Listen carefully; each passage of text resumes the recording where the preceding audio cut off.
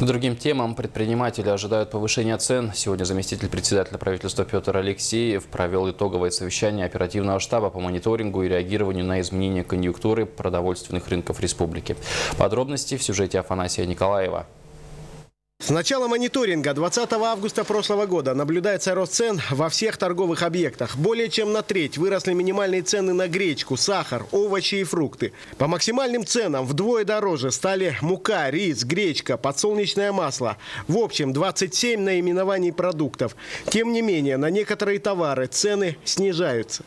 Чай черный байховый в нестационарных торговых объектах, магазинах локальных сетей, соль поваренную в несетевых магазинах, вода питьевая в несетевых и локальных магазинах, мясо, корм в магазинах локальных сетей и рыбные консервы в нестационарных торговых объектах.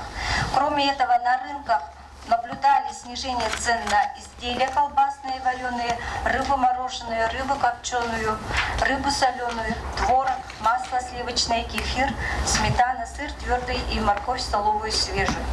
В качестве причин Госкомцен указывает изменение закупочных цен и сезонное подорожание. В свою очередь предприниматели указывают на девальвацию рубля и рост тарифов на логистику и хозрасходы. Представители бизнеса не исключают очередного скачка цен. Все ждут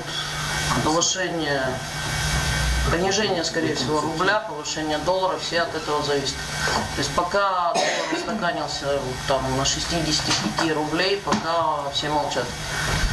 Но что будет к концу года, непонятно. Все ждут октября, ноябрь.